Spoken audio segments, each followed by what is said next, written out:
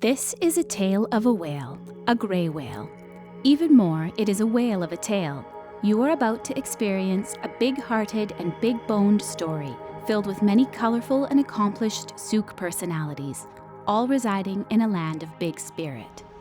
Sooke lies on the misty and mystical territory of the Sauk peoples of the Coast Salish in the Pacific Northwest.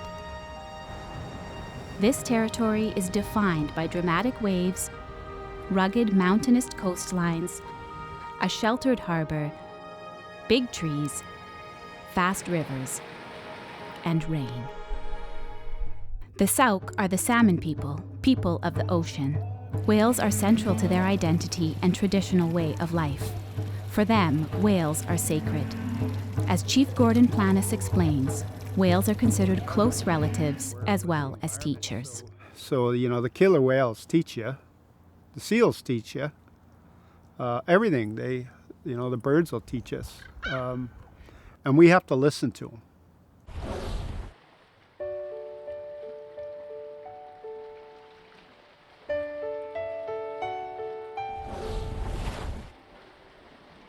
As spirit animals, whales embody the record of Earth's history and our messengers. They are also an ancient symbol for the creative energy of community. Once hunted to near extinction, but now protected, this 35-foot grey whale swam into the Juan de Fuca Strait in the spring of 1989. Through some never-determined mishap, this young whale died and washed ashore at Beachy Head in East Sooke Park. There, he was found on a sunny June afternoon by East Sooke teenager Rudy Graham while out walking with his friend Chris Martin. This whale and Sooke's dream of a modern new school merged into a legendary Sooke undertaking. 7 eventful years later, following much volunteer initiative, imagination, invention, and hard work, the whale skeleton was raised into the rafters of the newly constructed Edward Milne Community School. I'm Kate Phillips, and I'm so excited and honored to have been invited to narrate this tale of a whale and how this beautiful skeleton behind us got to be here at Edward Milne. Today, I live in Sooke, and I'm a registered nurse at Victoria General Hospital. Back in 1996, I was excited to become one of the first classes to graduate, the first class to graduate from the fancy new Edward Milne Community School. One of the best things and the most beautiful things about the school was this amazing whale skeleton you see behind us. The story of how the whale got to be here is an incredible story. Over 100 citizens from Sooke took part in the volunteer work that was dirty and messy and enjoyable and incredible, and it all came together because of one person, Miss Phoebe Dunbar. Her passion and commitment to this project brought the whale to us, and I'm so excited for you to hear the story of how that all came together. Phoebe has been a vital presence in Sooke for more than 4 decades. She is a recipient of many awards for her community leadership, including the Queen's Diamond Jubilee Medal, the Governor-General's Community Care Award, and numerous awards from Sooke organizations recognizing her multiple contributions. Most importantly for this tale of a Sooke whale, she was the school district's first community school coordinator from 1987 to 1998. Her passion, enthusiasm, and work ethic made her a significant catalyst in the school and community at large. Phoebe was intimately involved in many of Sooke's new initiatives, directly benefiting Sooke citizens of all ages. To name a few, the Sooke Arts Council, a health and social service cooperative called CASA, the Cludac Outdoors Club, Sooke Works, and regional food security initiatives including Sun River Community Gardens. Her legacy is huge and enduring. Phoebe has always lived near the water, and she has a particular appreciation for Sooke's connections to the sea. So, let's go to Tideview Road in East Sooke to set the scene for the story ahead. So we're looking over to the west side of Sooke Harbor, and actually, straight over there was where one of the first Sooke villages was located. And when paddlers 200, 300, 400 years ago used to come here and visit the Sooke Nation peoples, they would pull into that spit, and people from the village would go out to greet them. And they couldn't come in until they were greeted and asked for permission to come in and land. And then more recently, the spit was famous where they used to have the fish traps stored in the winter. And so there's all kinds of old fishing history here where the fish traps were located off Souk in 6 very special locations. One of them very close to where the whale was found.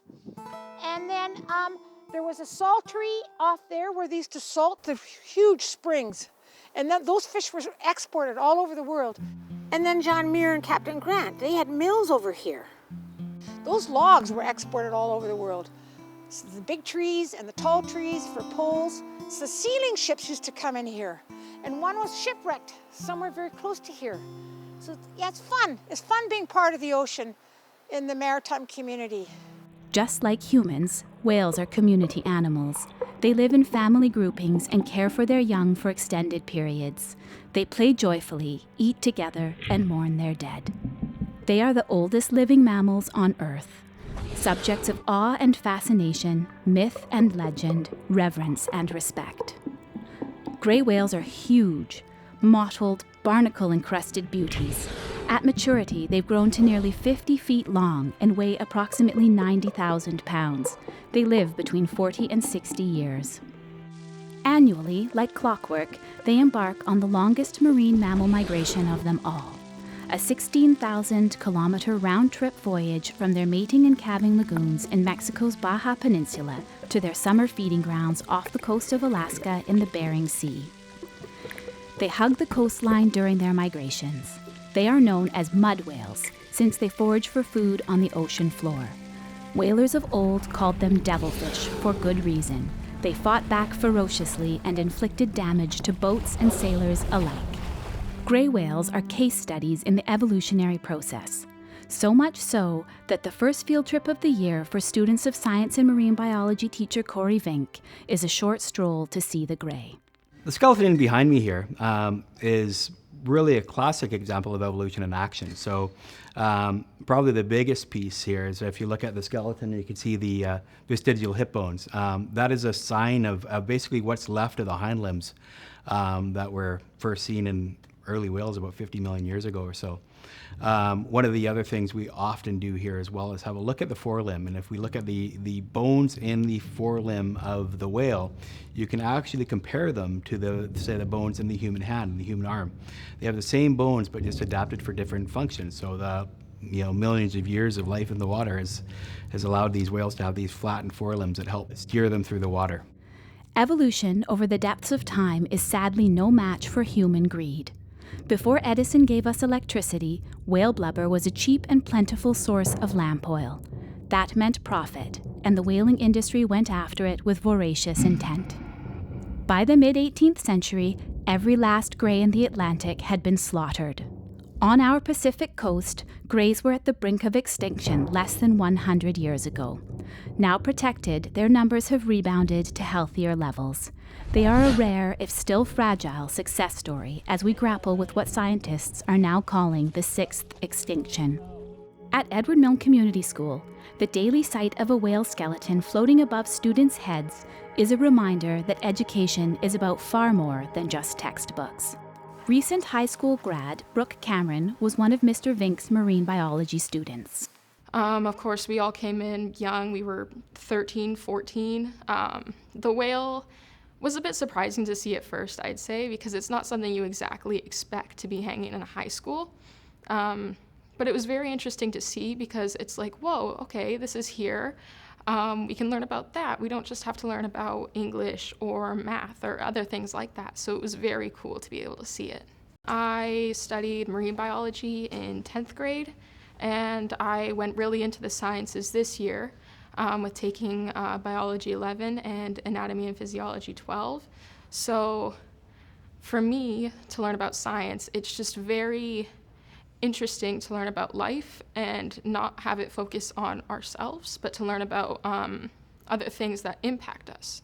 Hope for a more sustainable tomorrow is also cultivated by learning from First Nations, the Sauk and the Chianu of the Coast Salish, as well as the Pashidat peoples of the Nuchalnuth. They teach traditional knowledge by way of storytelling, a sophisticated form of education with layers of meaning. Stories, many featuring animals like whales, reach deep into the heart, mind, body, and spirit. They also teach through traditional handwork such as canoe carving. The canoe is an integral part of Sauk culture from time immemorial. This tradition is alive today in the carving and in the tribal canoe journeys.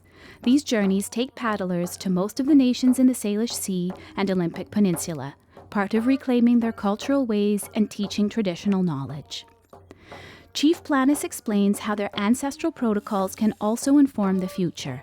For instance, the ocean is the home of the whale. Their home should only be entered after permission and with the utmost of respect. Some elders that taught me, they said, your territory is your house. So when you think about it, if you go up in the mountains 20 kilometers, you live there, you build a shelter, that's your house. Even the ocean's your house. When you go through other territories, you ask permission, you have protocols that are in place to be able to ensure safe passage through. And when you're out in the ocean environment and you come across whales, any kind of whale, that you're entering their house. And when you do enter their house, you have to ask permission to come in. And there is ceremony there, because then you're asking through song, through ceremony, through using your paddles, because you could show that respect, saying, I'm going through your home and I'm going to go out the other end. And in some occasion, the killer whale or any kind of whale would actually jump out of the water to acknowledge you. Sauk Chief Gordon Planis speaks with knowledge, dignity, and deep understanding of this territory. He is standing on the waterfront at the traditional village of Saosin, meaning the sounds the pebbles make when they are being washed up on the shoreline.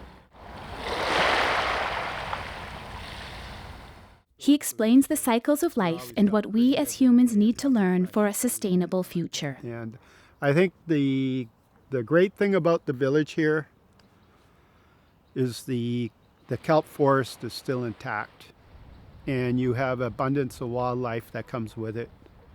And you have the otters and the seals and the sea lions, the killer whales. It's great to see otters come right through the village. That's really neat to see. And also how it changes over time. And in the winter storms, all of the kelp lands on the beach. And I think in the future, everyone has to celebrate the cycle of life, because I don't think we do that enough, because we, in time, just take advantage of it. You think you're going to see it every year. But we have to consider now, with the changing world, is what if we don't see that anymore? So, I think awareness for our people here in Sauk, in the village of Saosin, is monitoring changes in the environment. And how can we ensure our children and our children not born yet will be able to have the same life as we do today? And there's a lot to be said about passing knowledge, traditional knowledge, that is, that built that relationship with all living things. We're not the superior being on Mother Earth. We never have been. I think at one time, human beings that live on Mother Earth used to share. And if everybody shared, there's abundance for everyone. And I think you come to a time in life where you have to take a look around and start doing things differently. And when you have billions of people, that's really hard to do on this planet. But you have to start somewhere. It was the community high school that engaged not only traditional knowledge and ceremony for Indigenous and non-Indigenous learners alike, but shared so many aspects of the history of Sauk. Since the arrival of European explorers in 1790, then the first settlers, Captain Grant and the John Muir family in the mid-1800s, who harvested the virgin timber and established farms, Sooke has remained largely isolated, protected by the Sooke Hills and a narrow, windy road. Sooke has traditionally been a close-knit community. As Canada industrialized, then globalized, small towns like Sooke started to change. Logging, fishing, and other resource industry jobs began drying up.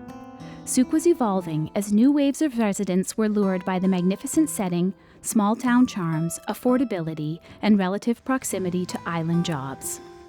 As Sooke grew with the times, the high school was lagging behind. In 1946, Army buildings from the World War II training camp at Otter Point were repurposed into the first high school called Milnes Landing High School.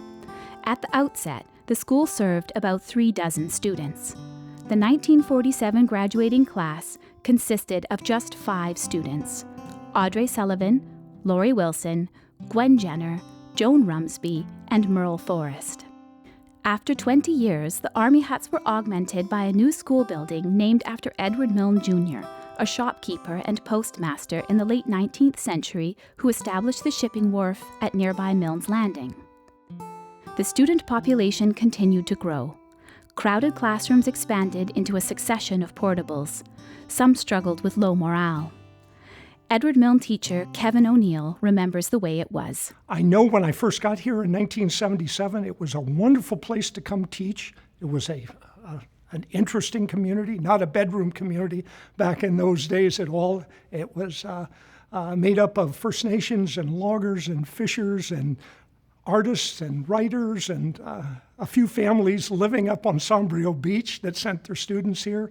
A real exciting time. I also know that the school itself, the physical school, was crumbling a bit. It was an old building. Matter of fact, my first teaching classroom was in room F, which happened to be an old army hut out behind the school, sort of carried over from World War II. So the school was in need of some physical help, and they kept telling us, "Oh, we're going to build a new school someday when we have the money." And that was creating some problems because we had an exodus of students leaving our school. They were going into Belmont and going into some of the bigger schools in town because they offered programs that maybe they couldn't get here. But the community school concept and Phoebe Dunbar coming to this school, I think, saved it. It turned it into a very special place to come for an education. Linda McMillan, who at the time was running the Sooke Cooperative Preschool, was among a group of Sooke parents determined to forge a different outcome. I do remember very clearly that the school board announced that because of low enrollment and I think budget problems, they were thinking of taking the grades 11 and 12 students and putting them into Belmont High School. And myself and several other parents, we were just shocked. And I said, we didn't move to Sooke to have our children be sent to high school in Langford. So there was a few of us, and we got together. And it's kind of happened fairly informally, but we just said, no, we're not going to let this happen. In 1987, Edward Milne Community School became the second high school in BC to be named and funded as a community school.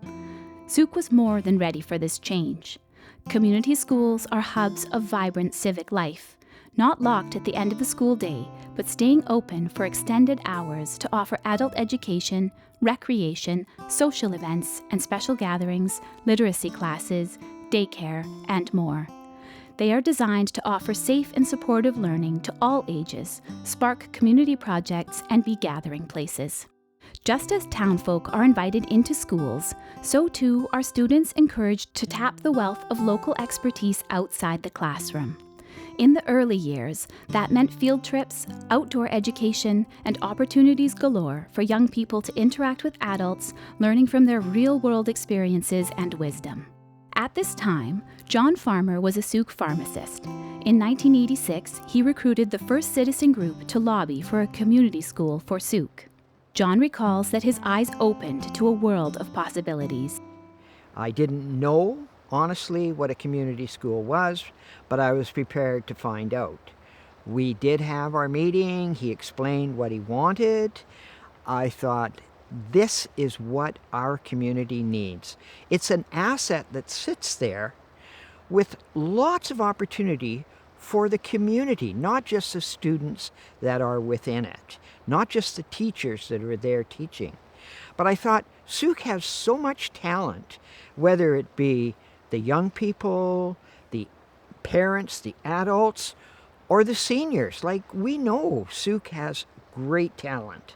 And I thought, let's take this asset and turn it back into everyone that's paying for it. I had no idea how much that could ultimately bring to our community, but I did know schools could be more than just what was there at that time. Diane Bernard was also a strong advocate for building a new school. I was on the board of directors at that time, as well as having children within the elementary school system. So it was, to me, a big deal about being able to see where my children would be educated. The other part of this is that I ran for school board, and I was there when we needed to lobby. The mantra was a new high school. We need a new high school. Every sentence, every minister, everybody who worked in the education ministry was lobbied. And I must say that another person who was key or important in that was Jerry Van Eck, also as a trustee. So we were very excited when the ministry announced a new dollars for this humongous project. In 1987, the Souk School Board and this keen citizen group recruited the first community school coordinator. Enter Phoebe Dunbar. Raised in Vancouver in a family of artists, writers, and musicians, she studied film and worked for the Playhouse Theatre for a few years before earning her master's in social work at UBC. She had several social work jobs in the heydays of community development. Phoebe's earlier jobs taught her about rural living, small towns, citizen participation, project development, grantmanship, and seizing opportunities for change. In 1979, she and her merchant marine and social worker husband Bob found themselves living by the ocean in East Souk. With Phoebe's many interests, she easily connected to Souk's legendary volunteerism. One of her first roles was to establish the Edward Milne Community School Society, or EMCSS, and develop programming that would engage young people and adults alike. She reached out to partners, the Sauk and Pashidat First Nations, Souk Region Museum, forestry companies, the Volunteer Coast Guard, nonprofits, and small businesses. Soon the school's community calendar was packed with special events, concerts, festivals, and exciting learning. Students ventured out on field trips to learn about old-time fishing and forestry, to hike wilderness trails and discover amazing sights like a seal grotto at Parkinson Creek near Port Renfrew. Adults occupied the school on evenings and weekends to learn about local history, forest stewardship, folk dancing, and arts and crafts. Debating clubs, boat building, theater arts, health and wellness, and environmental education were part of the lively mix. In 1990, Souk celebrated the bicentennial of Spanish contact, including a reenactment that involved the whole community. With the help of well-known shipwright Greg Foster, the school built 2 27-foot Spanish longboats. The construction involved over 40 students and 8 adult students. All the material for the boats was sourced locally, including red and yellow cedar from our local mills. Launched in April of 1990, these 3-masted boats became part of the school's curriculum on maritime life. They still participate in longboat festivals, provincial ceremonies, and weekly excursions among locals willing to pull the oars. In the midst of all this wonderful activity, Rudy Graham stumbled on his whale discovery at Beachy Head just before the solstice in June 1989. The old school was hushed as students focused on final exams. Then the phone in Phoebe's office rang.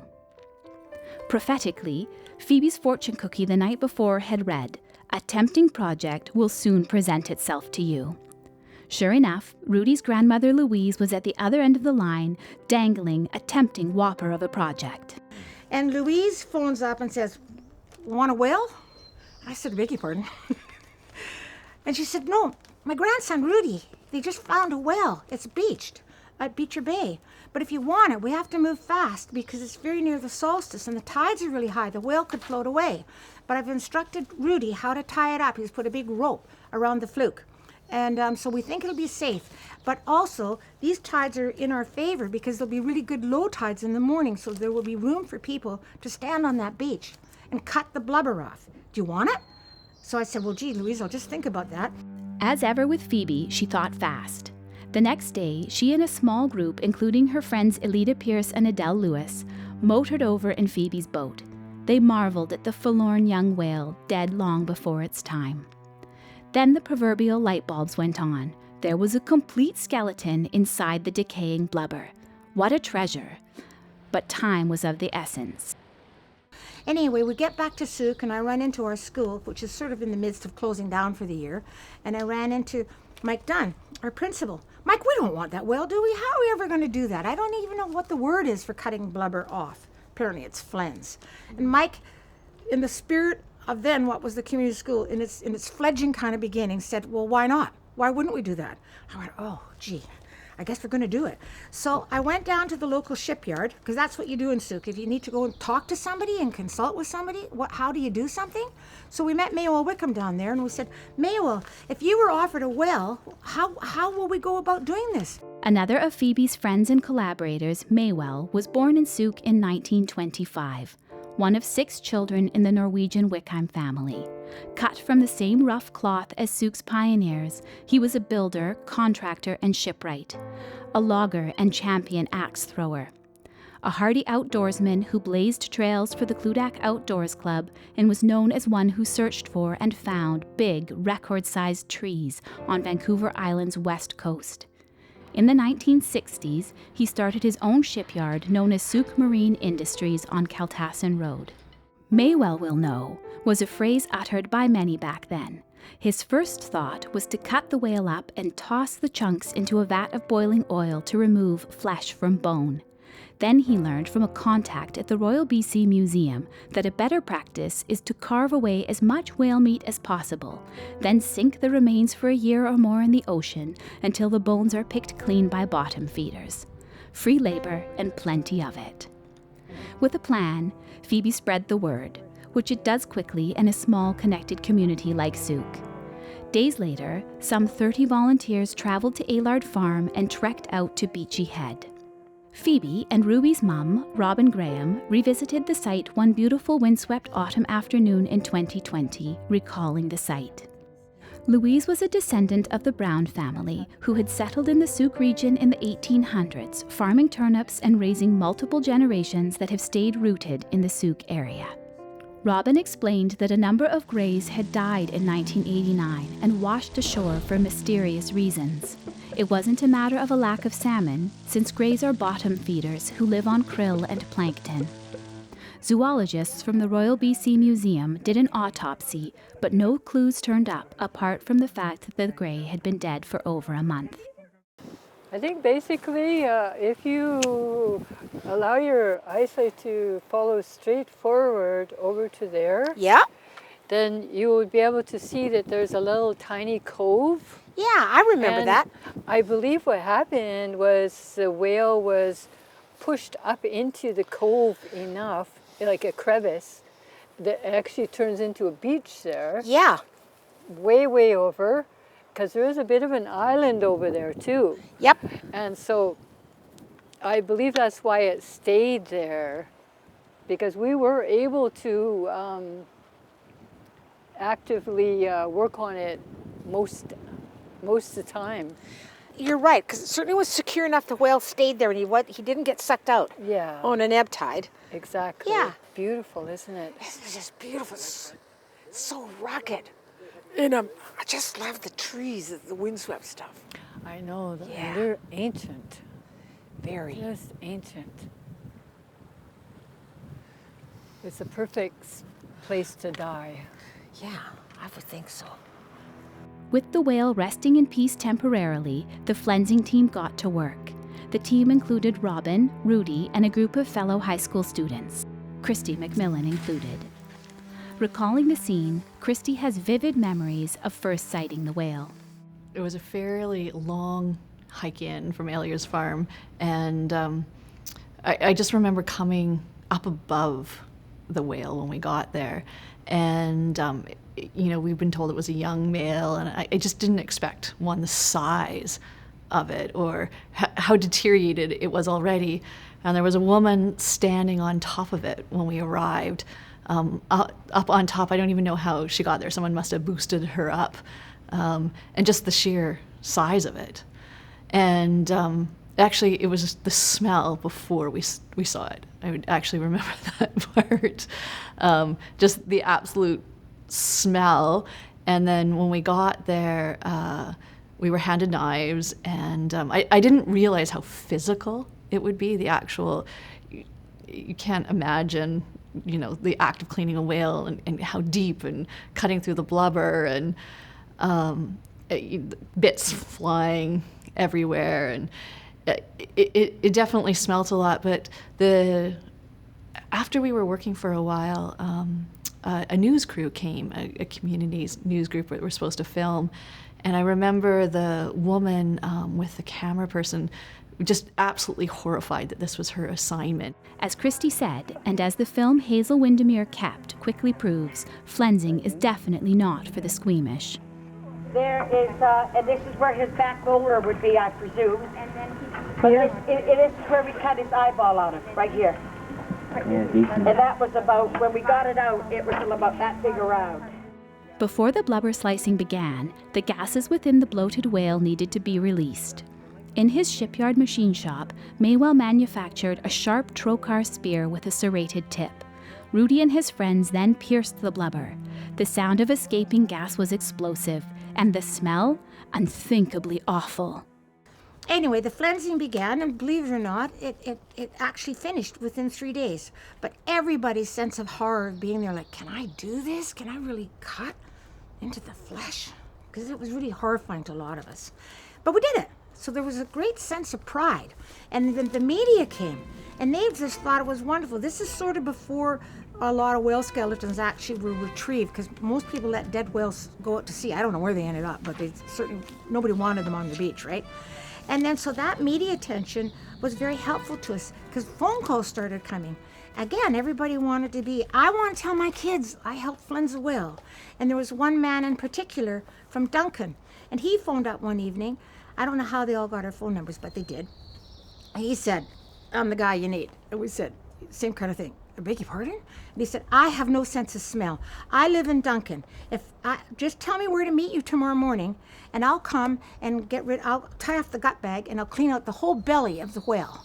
And because that's what you need, because you're going to need to do that. So we met him. He was a very unusual guy, and we kept saying, we have lunch for you. Now, not everybody wanted lunch out there.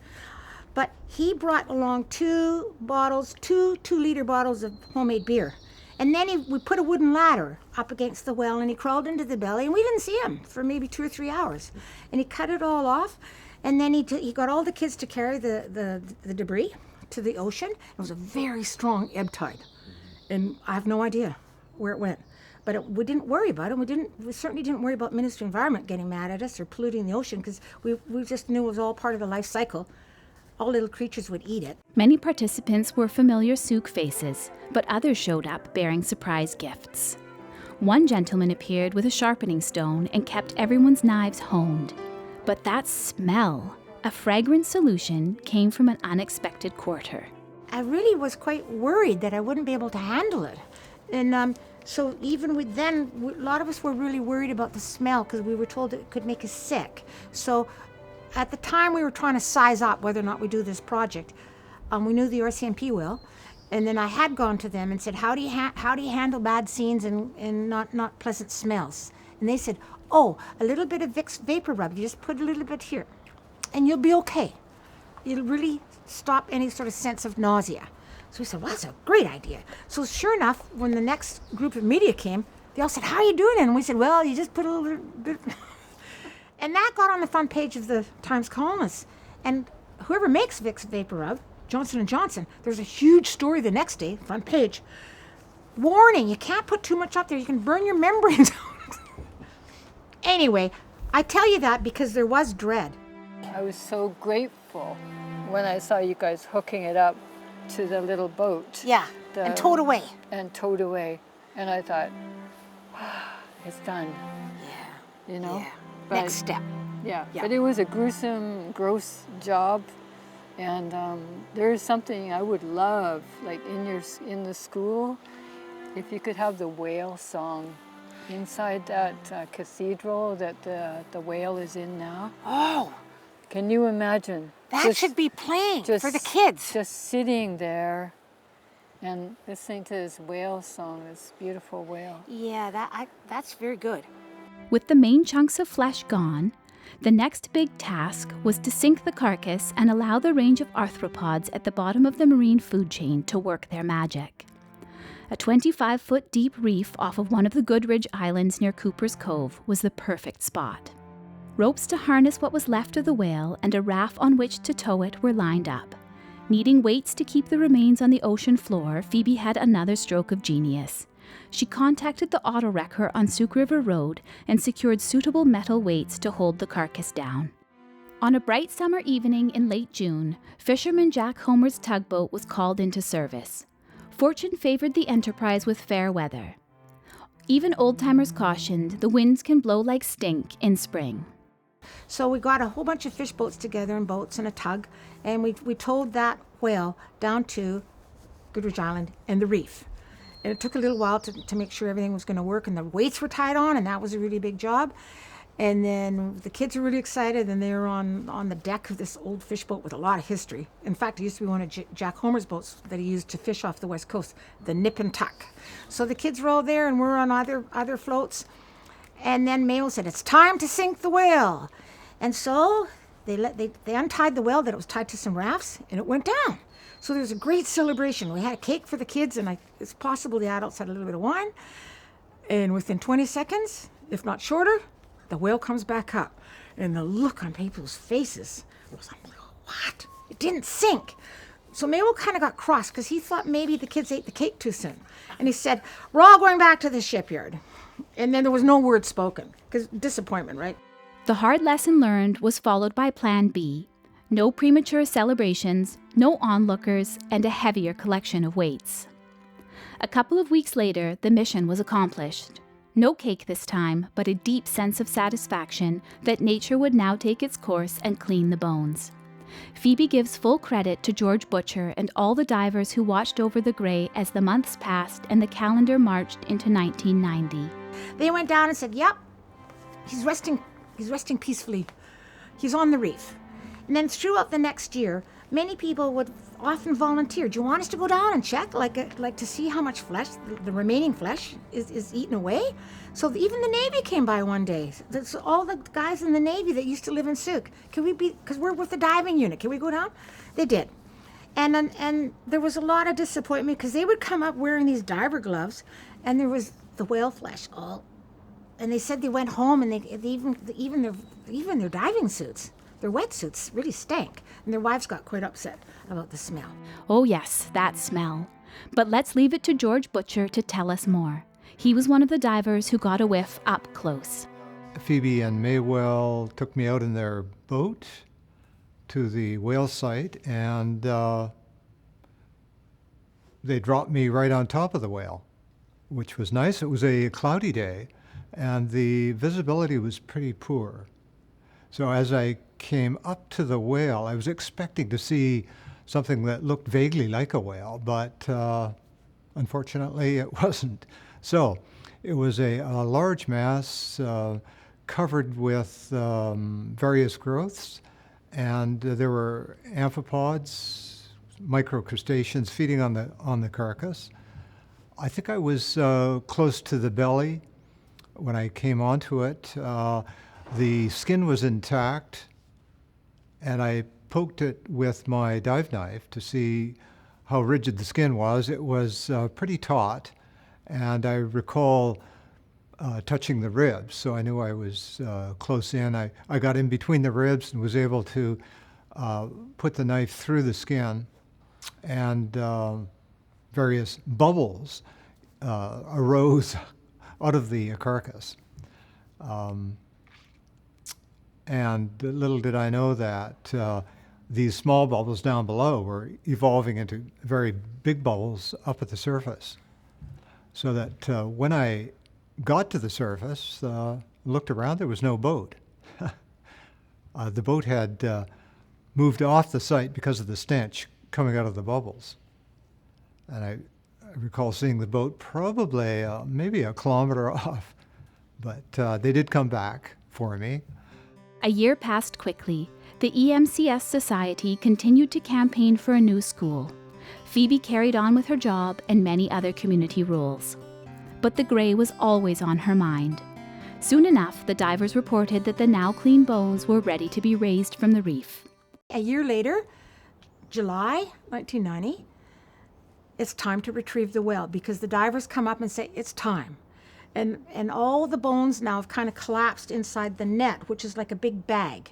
So Maywell knows to get all this up, he's going to have to take his pile driver back.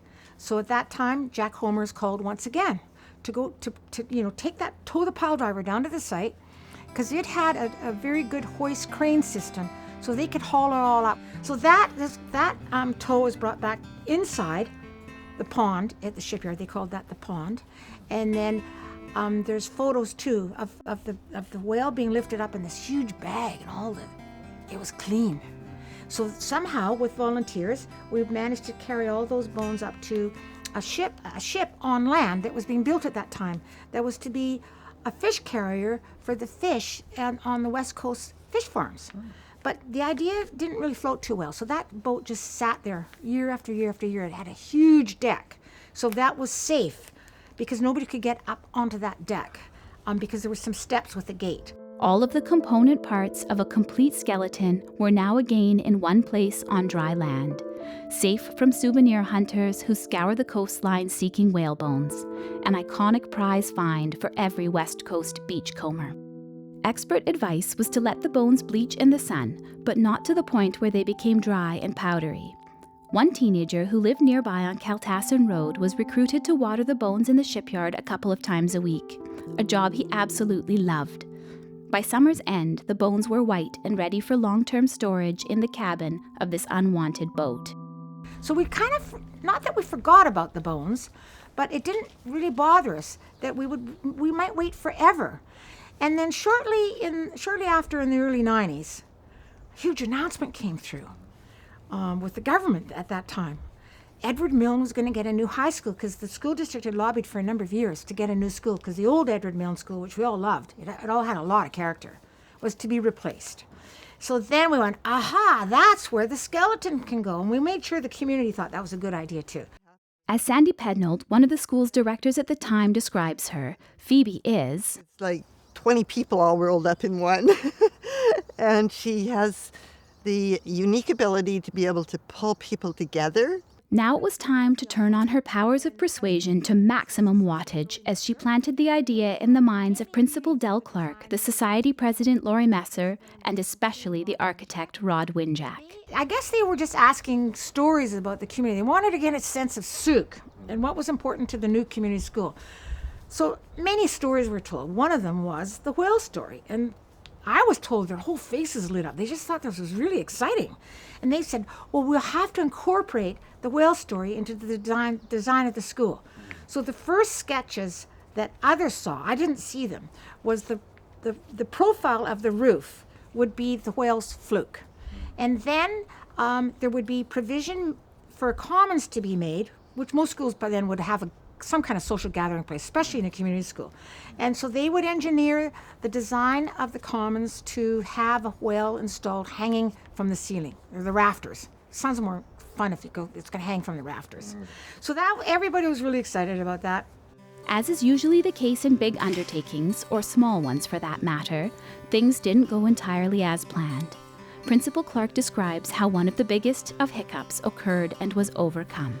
Yeah, I started at Edward Milne. I joined the staff in the fall of '89 in the old building, and my predecessors had been trying to get a new one built for a number of years, and we finally managed to get an approval in '94, and then the approval was withdrawn, and we had a walkout which was the first that I recall in the history of Edward Milne. About 80 students from the senior levels walked up to the center of Souk and got everybody to sign a petition to reinstate the funding.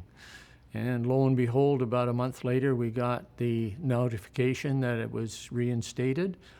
And I made the announcement over the PA system, and you could hear the cheers throughout the whole school. So it was really rather neat. Once the financing was secure again, Laurie Messer worked with students, parents, and the community to flesh out a vision for the new school. An open house attracted 300 people: students, parents, art groups, service clubs, Chamber of Commerce, the Souk Community Association, and all the parents' advisory committees.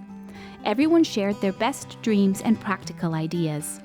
Messer tabulated the results, and then she and Clark held their first meeting with the architects. During the community consultation, Laurie Messer heard again and again that Souk was missing a gathering place which could fill the needs not met by the Souk Community Hall. The school was deemed ideal for a large, spacious, and airy indoor social hub, and it became a priority in the design blueprints. Well, when we started to go out to the community, when we started to have both internal focus groups and external focus groups, what people said a lot was they needed a place to come together. The students were always getting kicked out of the halls. They were always getting told, no, you can't stand around here and talk. Well, I mean, that's part of being a teenager, is to have a place where you can kind of gather. The teacher said the same thing, that the students needed a place to be. The community wanted a place to celebrate and come together to eat. And so this come together theme just we kept hearing it over and over again. With the design drawings complete, Wigmar Construction was contracted in June 1995 to build the new school, and work was soon underway. The Whale team now had a daunting new challenge: how to assemble the 236 bones in the correct order, then, more difficult still, raise them to the roofline and affix them extra securely to the ceiling. Calls went out in search of expert help and led to Gary Stoneley. He'd assembled dinosaurs for Alberta's Royal Tyrrell Museum of Paleontology before moving to the West Coast and specializing in whale reconstructions for clients like the Bamfield Marine Centre. Speaking from the southern Alberta Badlands, not far from his home, Stoneley recalls his first encounter with the bones at the Souk Marine Industries. So I was quite pleased with that, but it was just a big pile of jumble of bones. They weren't sorted really. There's somewhere the ribs were all piled up on a big pile. So the next thing to do, and it took me most of the day to do, is to sort them out, lay them out in order, to make sure I get the right rib in the right position, the right vertebrae in the right position. And fortunately, with my background in comparative anatomy, being a vertebrate paleontologist, I was able to identify all the bones quite easily, and also having the experience of having mounted past whales, I managed to put them, and all the bones were there. There was nothing missing, so I didn't have to recreate anything. And like sculpt a missing vertebrae, for instance, and then slide it in with the rest of the bones. So I was quite pleased with it overall. They did a good job. Whoever cleaned it, the group that cleaned it, did a good job, and it was a pleasure to work with the bone. The next step was the hardest. Scaffolding was set up in the now completed commons area of the new school so Gary and his assistant, Brandon Pierce, could reach the roofline. They would have to haul up about 1,000 pounds of bones and then carefully hang them from the ceiling using multiple strands of stainless steel cable anchored by roofline hooks. To the relief of everyone then and now, the cables and hooks were guaranteed to hold as much as 6,000 pounds, 6 times the weight of the whale. I guess the biggest highlight was actually getting it up there, being able to get it up there. Because I had to work on top of a scaffold, it wasn't pleasant. I'm not that bad with heights, like I do rock climbing and that, but standing in kind of an open scaffold 50 feet from the ground is a little bit daunting. And at that time, there were no regulations in place for wearing fall arrest and that. So I just had to be very careful, and I made sure there was railings up there all the time. And we had to move slowly and precisely all the time in order to get it up there. But once I had decided on how I was going to mount it, the type of armature is going to be mounted on, and the type of hardware I was going to build. I had to actually design some of my own hardware and figured out the weights and the calculations. It went fairly quickly from there. The first week and a half of preparation and the last 2.5 weeks were solid mounting. I had no time for doing anything else. We worked 12, 13, 14-hour days and got it all mounted and hanging in 2.5 weeks. So 4 weeks total, beginning and end for that project, 1 month. As the whale was being installed, thanks to a generous grant from the Victoria Foundation, plans continued for a grand opening in time for the start of the 1996 school year. So then we had the opening of the school. We managed to bring it all together, and the scaffolding disappeared from around the whale, and it looked really pristine in its new environment. We had the 50th anniversary of the school, which was an opportunity for people to have a nostalgic walk through the old building before it was torn down. And then we also had tours of the new building, which included a lot of people looking up when they came into the commons to see the whale and its position. There were a few grumbles about it because they thought it was education money that had been spent, but when they found out that it had all been done by volunteers and that no education money had been spent on it, it gave them a better appreciation for how this community pulls together to accomplish whatever it sets out to do. And that was a real highlight for everybody. Even the Minister of Education was a little grumpy to begin with, but after he was explained what had happened and how it came to be and all the volunteer work and effort that had gone into it, he changed his attitude about it and thought it was quite a feature for school. The grey whale and the school itself were the talk of the town and region. The skeleton generated immense interest and became a central feature of news coverage as reporters documented the opening of the new Edward Milne Community School. Students like me were awestruck and really happy and proud that the people responsible for this beautiful new school had been daring enough to add such an amazing design feature, a hanging whale skeleton. Folks from Souk were just as delighted. One was Bud Gibbons, a key player in the community school's first decade, offering a log cabin building course and field trips to special places like the powerhouse at the Jordan River Dam. Bud and his son Adrian were front and center during the flensing of the whale at Beachy Head. And at the opening ceremony, he was filled to bursting with pride on seeing it up high. Oh, I was flabbergasted. It was just a wonderful sight to see. I guess when we were flensing it, we didn't ever think of it as that. And then, knowing that it was in the nets and in the harbor here, or the basin, I thought when it came up, it would be all intact, sort of a thing, but no blubber on it and stuff. So that was I got a little of a disillusion or whatever at that point. But, and we kept sort of an eye on the bones on the top of the old ship there too and stuff. But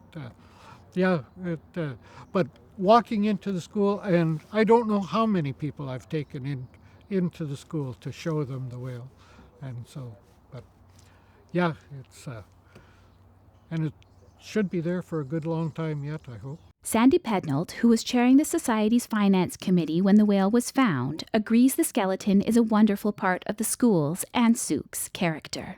People in years to come will be able to look back and say, hey, look at those silly people holding their nose out there, trying to clean off those whale bones.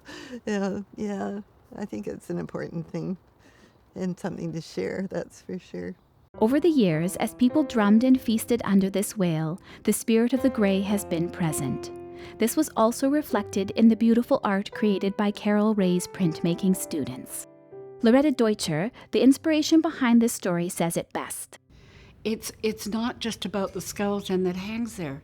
It's about the communities that came together, the Sauk Nation, the parents, the kids, the adults, everyone that came together to make this place what it is, a very welcoming place.